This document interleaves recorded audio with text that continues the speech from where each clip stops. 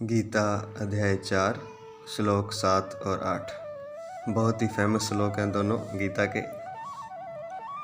यदा यदा हि धर्मस्य ग्लानिर्भवति भारत अभ्युत्थानं धर्मस्य तदात्मानं सृजाम्यहम्। हे भारत, जब जब धर्म की हानि, यदा यदा धर्मस्य ग्लानि, धर्म की हानि होती है और अधर्म की वृद्धि होती है, अधर्मस्य अभ्युत्थानम, तदा ही अहम, तब तब ही मैं, आत्मानम, अपने रूप को रचता हूँ, अर्थात साकार रूप से लोगों के सम्मुख प्रकट होता हूँ। कहते हैं कि जब जब धर्म की हानि अर्थात ग्लानि, धर्म का नुकसान होता है, तब तब मैं स्वयं को ही प्रकट कर लेता हूँ और साकार रूप में सबके सामने प्रकट हो जाता हूँ। इसमें दो बातें समझ सकते हैं।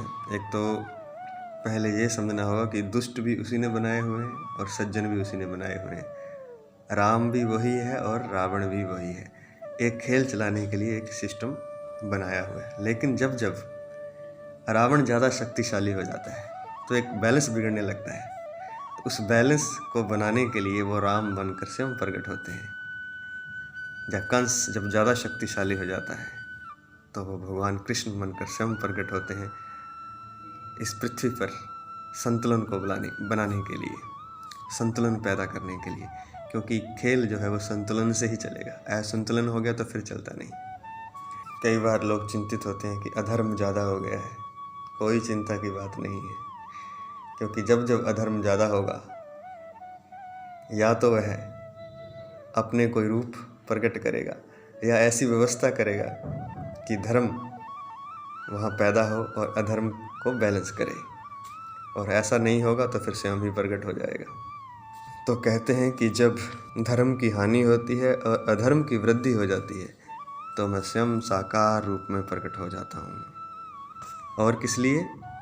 अगला श्लोक, श्लोक नंबर 8, परित्राणाय साधूनां विनाशाय च दुष्कृतां धर्म संस्थापनार्थाय संभवामि युगे युगे।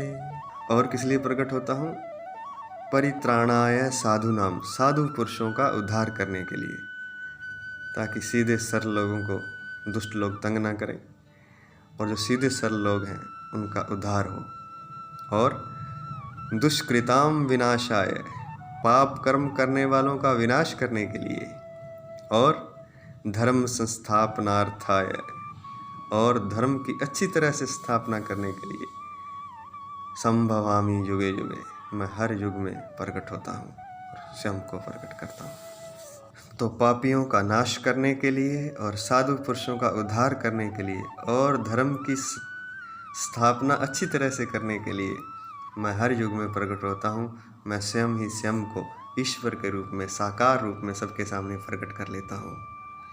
तो यहाँ भगवान कृष्ण अपने साकार रूप के बारे में बता रहे हैं कि मैं साकार रूप में भी प्रकट होता हूँ। दो तरह से भगवान की पूजा अर्चना साधना ध्यान किया जाता है, निराकार और साकार। निराकार तो वो शक्ति है जिससे स्वयं भगवान पैदा होते हैं।